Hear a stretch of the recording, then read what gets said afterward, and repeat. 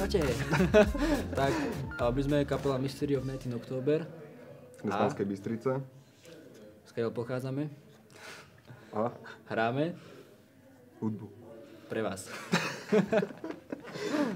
Prvýkrát sme začali hrať na Inom piatku v roku 2007, kedy sa tento festival zapážil, pretože to pritiahlo oveľa viac ľudí, ako pritiahne koncert taký bežný v klube.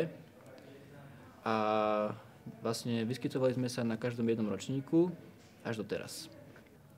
Tak, tieto priestory pre nás znamenajú kus histórie, že my sme tu začínali hrávať asi pred 4 rokmi, keď tak nad tým rozmýšľam, takto z diaľky, spoza stola tohto. Ja by som povedal, že z takého nášho pohľadu tá návštevnosť koncertov vtedy, keďže sme boli mladá kapela, nebolo to až také úžasné.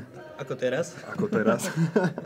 Ale predsa len ako, myslím si, že Iná sobota je veľmi pozitívna myšlienka, ktorá nabudí ľudí, dokáže ich dotiahnuť a dokážeš prezentovať tú hudbu pred väčším množstvom ľudí, čo je určite pozitívna vec.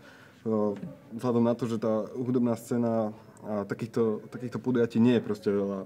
Ani v rámci slovenskej scény by som povedal skoro žiadne, pretože keď kapela chce ísť hrať na festival, tak už to musí byť na nejakej tej vyššej úrovni, musíš mať CDčko, musíš mať veľa vecí a musíš mať veľa kamarátov, aby sa niekam dostal na festival, a práve to je na tom úžasné, že dokáže Iná sobota dať priestor aj mladým kapelám, dokáže sa pritiahnuť na ne ľudí a je to úžasná forma prezentácie.